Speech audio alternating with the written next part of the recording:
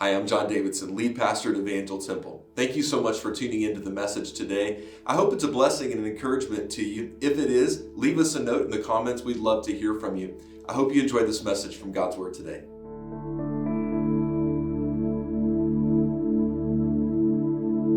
We're going to jump in here in just a moment into continuing our Here Comes the Kingdom series, where we're going verse by verse, studying Matthew, and we're going to find ourselves in chapter 13, starting in verse 1 here in just a moment. But before I do that, I just want to ask you to consider a couple of things, sort of to set the stage, so to speak, for where we're headed in the rest of this message. So it goes like this: no matter what your religious background might be, wherever it is that you're coming from, we've all got this sort of ideal, right, of what we thought our life would be, of the things that we thought that we would be at by now. We're like, okay, by now I should be fill in the blank, right?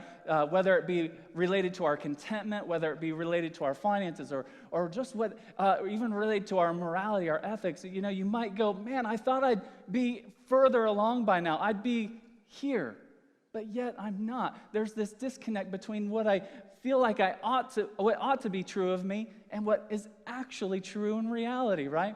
In fact, Melissa and I, we had an experience with our boys here recently that was kind of enlightening in this area.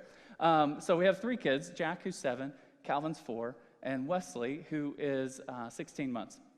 But with our boys, there was this time, it's been a couple of weeks now, and Melissa and I, okay, is this a safe space? Is this okay? Okay, because I'm about to get a little transparent, okay? If you're a parent in here, then you're going to relate, okay? So we had this moment, okay, where Melissa and I, we're kind of like, patience is thin. I'm kind of like getting a little bit more, you can just feel the welling up within inside, right? You know what I'm saying? And the frustrating tone is starting to come out, and I'm starting to get a little bit more stern with my boys. And then I'm just like, take a breath.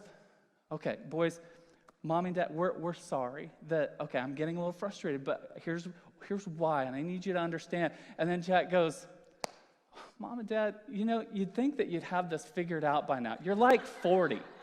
And I was like, 1, I'm not 40. And then 2, you're right.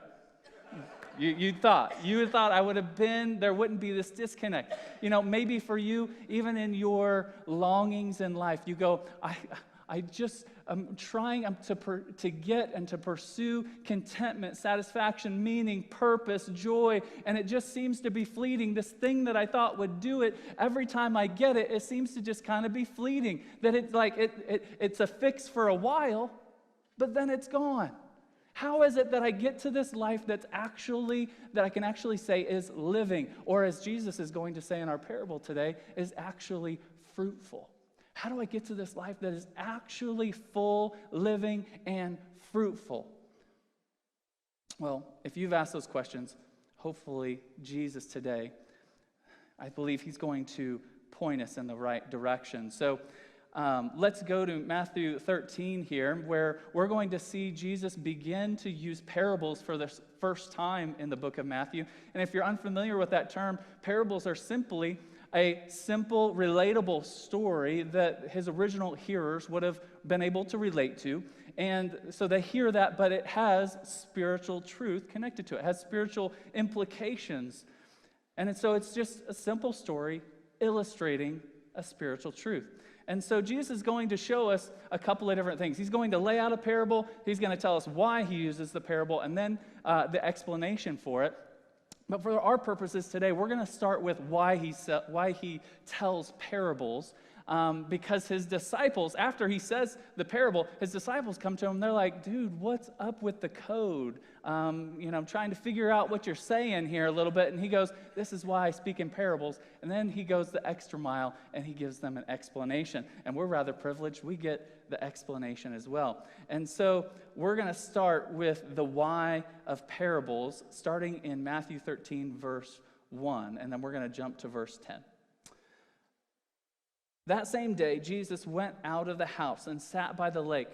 And such large crowds gathered around him that he got into a boat and sat in it, while all the people stood on the shore.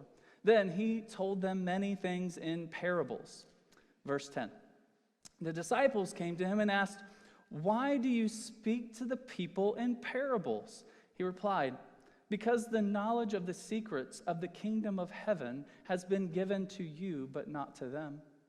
Whoever has will be given more, and they will have an abundance. Whoever does not have, even what they have will be taken from them. This is why I speak to them in parables. Though seeing they do not see, though hearing they do not hear or understand. In them is fulfilled the prophecy of Isaiah. You will be ever hearing but never understanding. You will be ever seeing but never perceiving. For these people's hearts has become calloused. They hardly hear with their ears, and they have closed their eyes. Otherwise they might see with their eyes, hear with their ears, understand with their hearts, and turn, and I would heal them." Then verse 16, "But blessed are your eyes, because they see, and your ears because they hear. For truly I tell you, many prophets and righteous people long to see what you see, but did not see it, and to hear what you hear, but did not hear it." And so, why parables? What's happening here?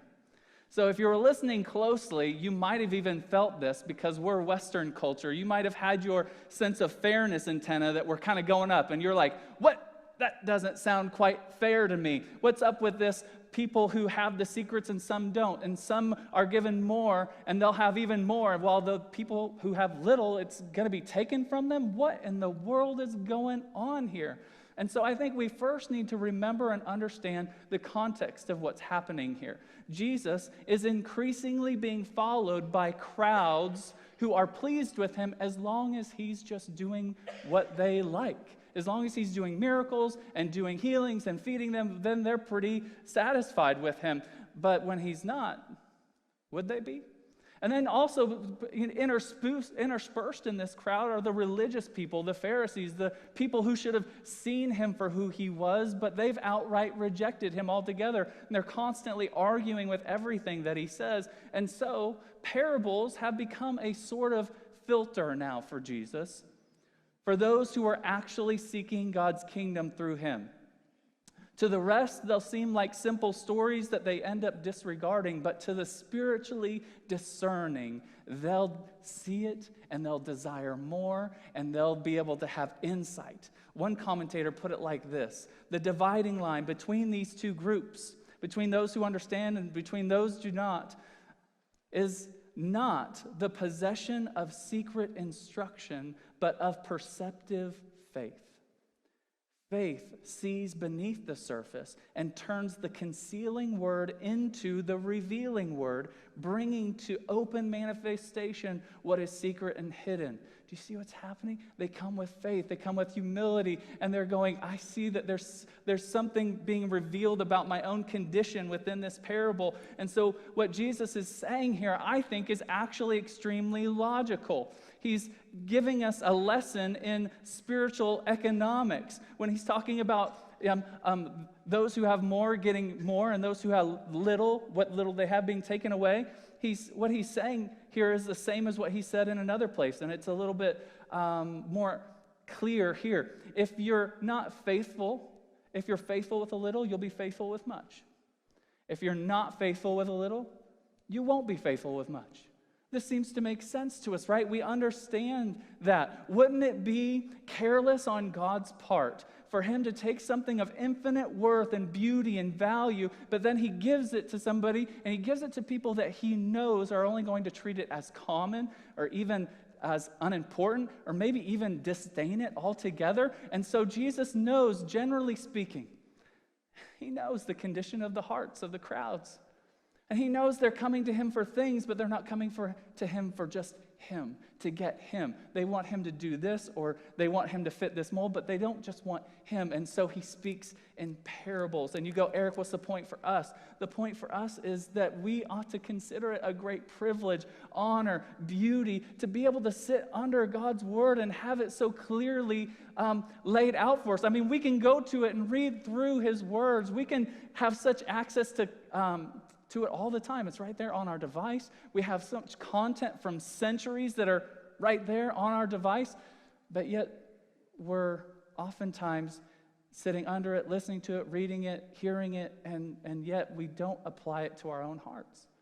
We don't apply it to our own hearts. We maybe think of how it applies to everybody else, but are we coming to him and going in humility, going, all right, Lord, work on me. I'm ready for you to work on me. I'm ready for you to form me. And so otherwise, we're only adding to our callousness. We're only adding to our hardness of heart.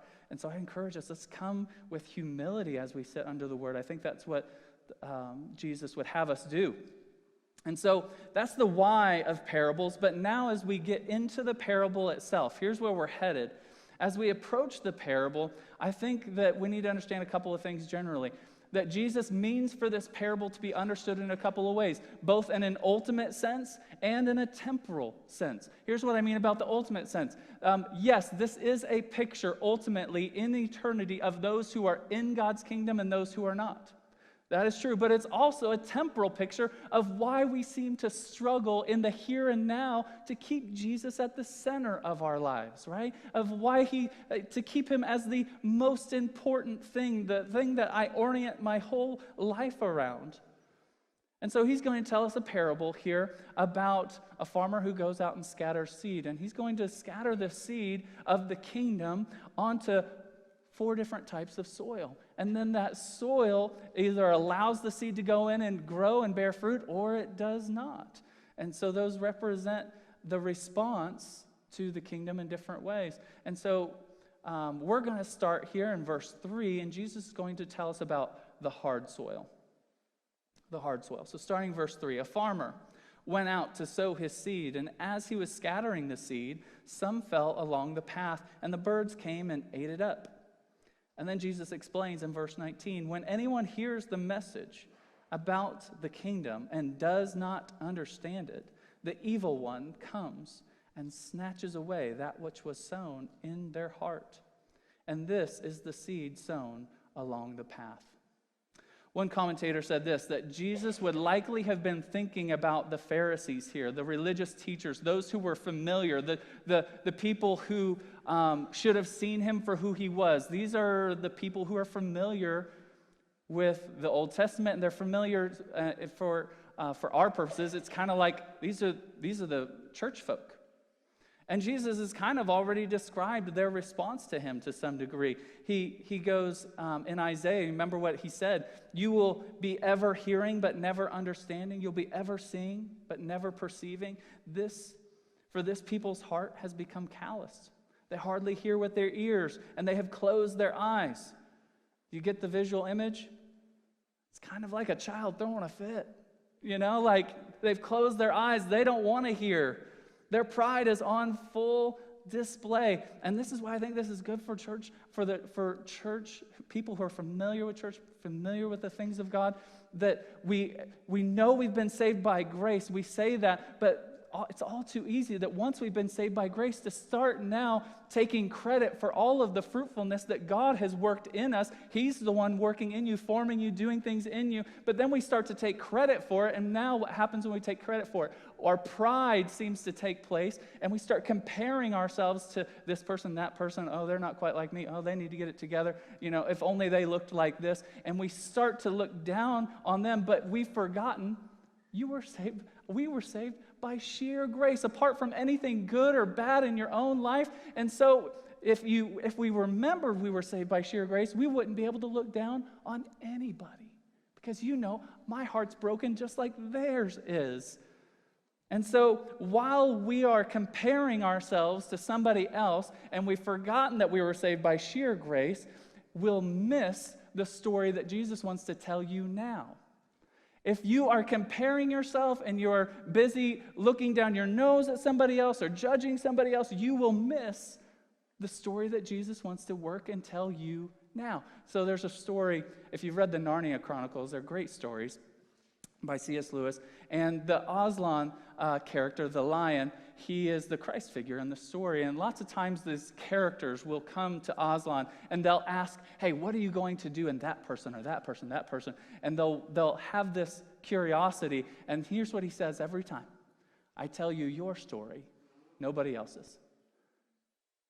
I tell you your story. While you're so concerned about everybody else's story, though, you'll miss yours. I think that's the point. And so we have the hard soil, but then he moves on to the rocky soil, starting in verse 5. And Jesus says this, some seed fell on the rocky places, where it did not have much soil, and it sprang up quickly because the soil was shallow. But when the sun came up, the plants were scorched, and they withered because they had no root. Then Jesus explains in verse 20. The seed falling on the rocky ground refers to someone who hears the word and at once receives it with joy. But since they have no root, they last only a short time. And when trouble or persecution comes because of the word, they quickly fall away. All right, the rocky, shallow soil. They heard the message about Jesus and they accepted it with joy, but they accepted it for bad reasons. For as soon as trouble or persecution came in their life, they fell away. Why? Because comfort was really their controlling framework in their life. Comfort was really their God. You're like, Eric, I don't worship a God. Everybody worships something. Everybody has their life oriented around something. And for these people, it was comfort. They came to God for a better life, but they didn't go past that. They didn't come to God for God himself. They just wanted him to continue doing things and giving them things. They continue to have a transaction sort of relationship with God where he's sort of the cosmic vending machine that they put in and he's supposed to put out rather than just coming to him for him. And so when hardship comes, they complain and they can't see why God is allowing this to happen, and they think God must just not be quite as good as I thought he was. Here's what these people fail to see. They fail to see that hardship doesn't mean that God isn't working in your life. It means that God is up to something far deeper in your life that you don't yet understand. Does that mean that trouble and persecution is a good thing, that God brought it into your life? No. But it does mean that God means to redeem it and work in it. It does mean that he means to show up in your life and show you grace and mercy through it. And it does mean that ultimately, because Jesus rose from the dead, he's not still in the tomb. He rose from the dead. So that means that ultimately, if God can make that beautiful, he can make my brokenness beautiful in eternity too. That one day it'll all be made right. And so we have to remember that God's highest goal for us is not simply just to make you surface level happy. It's not his goal. His goal isn't to make you happy. His goal, right, is to conform us into the image of his Son. And lots of times that comes through hardship. See, I like reading biographies and going, I think it's a great way of grasping history and different things that God's done throughout history. And I got done going through a biography of John Wesley, who was the founder of the Methodist movement. And so if you've seen a Methodist church, it has its roots in the movement that took place through John Wesley. And so John Wesley talks about, in his journal, a time from when he sailed from England to North America. And he, at this time, was already an Anglican priest. He's been filled with theological knowledge. He went to Oxford. His mom, from a young age, would have them memorize scripture. I mean, he was inundated with Christian information. But now that he's sailing from England to North America, the ship is hit by a storm, and everybody aboard thinks they're going to die. They've just made they're going, okay, this is it. And John Wesley is struck by the fact that he is terrified. He's going, oh my gosh, I can't believe this is about to happen. But even worse, he's looking at a group of Moravians who are aboard this ship, and they have peace. And he's going, how is it that they have peace? They seem to have a fruit of their relationship to Jesus that I don't have.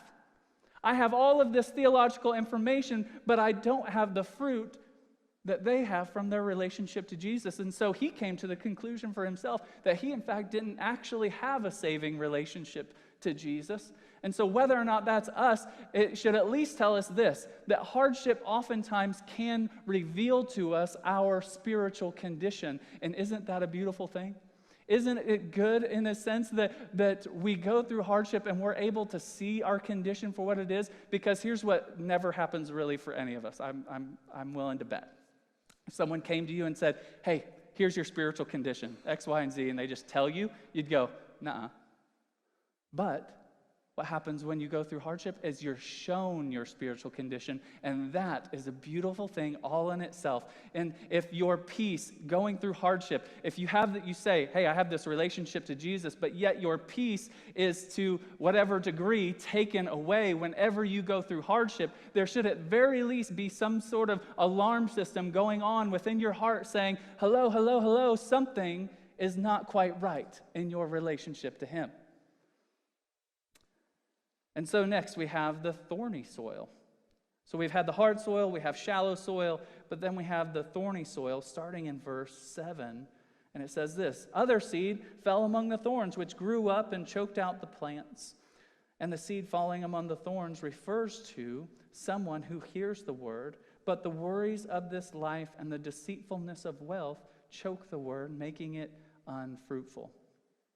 Here's what I think this means for us. I think that Jesus is telling us about how the world actually works according to his design. He's built it to work in a certain way. He's not even giving anyone any commands here. This is just like when he says that you can't serve God and money. And this is just like the other place when he said that the measure of somebody's life is not in the abundance of their things. He's telling us this is the way things work, and you can go with the grain of the universe, or you can go against the grain and get splinters. But it's up to you. And so he says the thorny soil, their fruitfulness, the life that they really want, it's really actually choked out because of the worries of life and the lure of wealth. And isn't it interesting how those things will always go together? How the desire for wealth and things and money will always bring with it worries? And here's why. Because you'll always want more and more. It's never going to be quite enough. And you'll always be afraid that you'll lose it. Anytime your controlling framework in your life is something other than Jesus, you will always have a sense underneath that I could lose this thing, and so you will hang on to it with everything you've got. And maybe you say, well, actually, Eric, hey, maybe it's other people who want more, and they're never going to be satisfied, but if I just had a decent car, a decent job, decent whatever, fill in the blank, what's your decent, If I just had this, well, then I'd be satisfied. I'd be pretty good. I'd feel well off. I'd feel like I could be generous. I'd feel like whatever if I just had. But seemingly, I think research shows otherwise. And I think deep down, we know it. We know it. Our homes have become 3 times the amount of space that we had 50 years ago. And yet we have smaller families. Did you know that the average American home has more TVs in them than people to sit and watch them? Did you know that there are over 300,000 items in the average American home? 300,000. That 1 out of 10 Americans rent off-site storage, which is the fastest growing segment of commercial real estate over the last 4 decades. And that 25% of people with 2-car garages don't have room to park any cars in them, while only 32% have room for 1. Did you know that shopping malls outnumber high schools? And that Americans spend $1.2 trillion annually on non-essential goods, and that's an old stat. Do you think it's gone up or down? It's probably gone up. Yeah. Materialism is the air we breathe. It's everywhere, right? But here's the bummer, that it creeps into the church and we just accept it as normal, right? And so you go, Eric, well, what am I supposed to do? Am I supposed to just sell everything? Am I supposed to just stop buying stuff? Yeah, maybe. Maybe to a point, right? Maybe that's what we need to do. Melissa and I, we were reflecting on this together of a season that we went through where we realized just how little we could get by with and actually be content. See, we were in ministry in Salt Lake City for a number of years, and then we decided, okay, we feel like God wants us to go and do something else, but I don't know what that is. I don't have another job, but hey, let's pack up the truck, let's pack up our kids, and let's just hit the road, and we'll go across back to the Midwest, and we're in Kansas City. Sounds really irresponsible now that I'm telling you, but that's what we did, right? So we go on this, and then we find ourselves in the basement of a family we didn't know. My kids are sleeping on a mattress that's on the floor, and there's a sump pump in the floor next to their head. And then Melissa and I, we don't even want to take our shoes off. I mean, it was I was really glad that God provided, but I didn't want to take my shoes off in this house. And the table, we're just going to eat on our plates over here, Like, it was that kind of situation. But you know what? We had a few suitcases that we could load up in the back of our car, and that's all we had. And you know what? All the rest of my stuff was sitting in a storage unit. Didn't need it. You know how many times I went to my storage unit? Like, twice in that, 7-month period. I didn't need much. We were pretty content. And so Jesus here is not making the point that money and stuff is bad. He's saying that it's a good thing becomes, when a good thing becomes an ultimate thing, it becomes a bad thing. When a good thing is an ultimate thing, it becomes a bad thing because it'll eat you alive. And so the biblical point dressed here, that if you're like, okay, Jesus is talking about not allowing your wealth to get you, here's how you do that. Okay, this is addressed in other places, not necessarily here. But if you don't want your money to get you, here's what you do. Start giving it away. Start giving it away. And even if I wasn't a follower of Jesus, I'd at least be convinced by the studies. You can Google this, okay? Studies that show that people are actually far more happier when they engage in pro-social spending as opposed to self-interested spending. In fact, just to give you one, there's a book called Happy Money where they did a study among the general American public, among college students, and among some of the poorest people in Uganda. And you know what they found? Every time people engage in pro-social, charitable giving, they were far happier. They were far happier.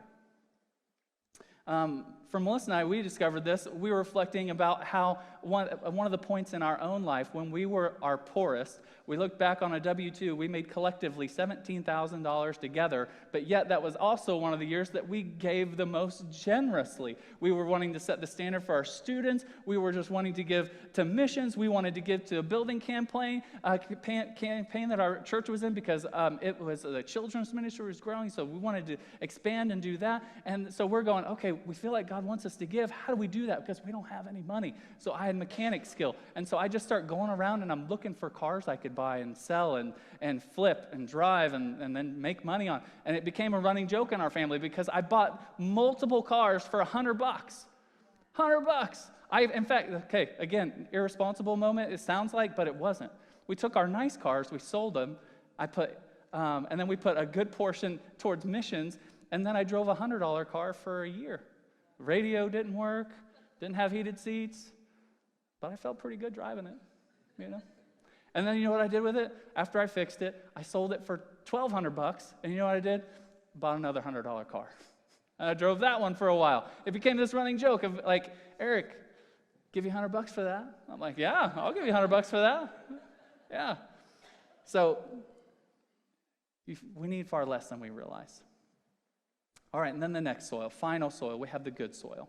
Still other seed, Jesus says in verse 8, fell on good soil where it produced a crop, 160 and 30 times what was sown. Whoever has ears, let them hear. And then he explains in verse 23, but the seed falling on good soil refers to someone who actually hears the word and understands it. This is the one who produces a crop yielding 160 and 30 times what was sown. The good soil, notice here, as in other places when it talks about seed and bearing fruit, we don't make the fruit grow. The seed grows and bears fruit, and it will multiply organically. The seed does something from the inside out. What we like to do, some of us are so concerned about our lives being fruitful, significant, full, that we try to mechanically add all of these things to our life or subtract these things from our life, and we're doing mechanical fruitfulness, and it just doesn't work. And I think right here is why so many people become disillusioned with Christianity, because they hear about Jesus and how he reconciled us to God, and they go, oh yes, that's beautiful, that's wonderful, I want that. They come to Jesus, but then they start mechanically adding and subtracting things to their life right after that. They start trying really hard to be good. They start trying really hard to not be bad, and trying really hard to find joy and satisfaction and peace and contentment. And then they get so exhausted with all of the trying that they just quit. And so I think Jesus' answer here is not try really hard to keep all the rules, but to look deeper into who he is and what he's done for you. Look deeper into who he is. Jesus is doing something from the inside out, just like a seed. And so the deeper we get the seed of his kingdom, of who he is, into our hearts, it'll then grow and produce and be fruitful. And that's the life that we're all wanting for. That's the life that's actually living.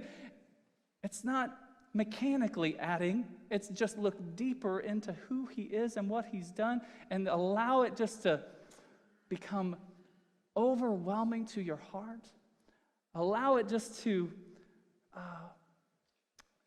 allow yourself to see the beauty of what he's done for you. And then all of that stuff just starts to grow within you, and it starts to come out of you. And you go, okay, well, what does that fruitfulness look like? What is he referring to? It's the result of all of the striving that you're trying to do in your life. All of the striving that you're hoping will have, all of that will result in all of these beautiful things. You're hoping that all of that striving will produce this. And Jesus is saying, it can be found simply in me. Stop doing all of the willpower and all of the duty, because Lewis tells us, C.S. Lewis says that duty is a poor substitute for love. We need to actually fall in love with Jesus, and then these things grow out of us. So how do I fall in love with Jesus? Just look at what he's done for you. Look at who he is and what he's done for you. I'm going to invite our worship team back up at this time here. Not to make me sound more spiritual than I am or anything, but to, here in a moment, give us an opportunity for reflection. And so I want to help us see a few things here as they come. As you experience Jesus, as you start to work out this following Jesus, and all of these things start to be growing out of you, peace, contentment, joy, all of these things also start to happen too, where you see God weaved back together the broken pieces of my own heart that were unraveling. And so now I start to see all of these other things in the world where God's fabric sort of is starting to get unraveled because of sin, and you want to go weave yourself into those places to bring them back together, because that's exactly what he did for you. And you start to find, wow, it's finding a full life isn't in getting more things, it's actually in giving more of myself away. And Jesus doesn't say here as well that one soil cannot become another soil. If we find in ourselves one of these first three soils actually represent my heart more clearly than the good soil, then I just simply think that this is an invitation from Jesus for us to come to him and for us to go, okay, I need you to cultivate the soil of my heart. I need you to make it good soil, because I can't make my life fruitful. I can't make the seed grow and bear fruit. He has to do it, but we can put ourselves in a position where he can cultivate the soil. So here's what the gospel about Jesus shows us, and I think this is what will help us to fall in love with him. What is the gospel? What is the good news about Jesus? It's this, that you were more broken and sinful than you ever thought possible, but you're also more loved than you ever dared believe, all at the same time. You were more broken by sin and far from what God intended for you to be. And that is true, so much so that it took God becoming a man, coming into his creation himself, to die the death that we should have died. But you're also more loved. You're so loved right there in your sinful state. You're so loved that, yes, God himself wanted to come and live the life that we should have lived, and switch places with us and reconcile us to himself. So do you see that? Do you see it? Does it overwhelm your heart? Do you see the beauty of who he is? If not, just keep looking. Keep looking. And at this point, I just want to invite you to close your eyes with me for just a moment. And there's not that there's anything super spiritual. I'm not going to come spit on you or there's nothing weird going to happen. But to give you an opportunity just to be with you and Jesus. Just you two. If you find in yourself this morning, you go, Eric, I am not the good soil. I find that other things seem to be crowding that out, but I want to be that good soil. Would you just let me know by raising your hand this morning so I could pray for you? Let's give you a moment. If you find I'm not the soil, I'm not the good soil that's going to be fruitful, but I want to be. Thanks again for watching the service today. I hope it was an encouragement to you. We'd love to hear from you, so if you'd like to leave a note in the comments and let us know what you thought about the message, we'd love that. And if you're ever in the Springfield, Missouri area on a Sunday morning, we'd love to have you join us for church. You can attend our 8 a.m. classic service, or you can join us for church at 9:30 or 11.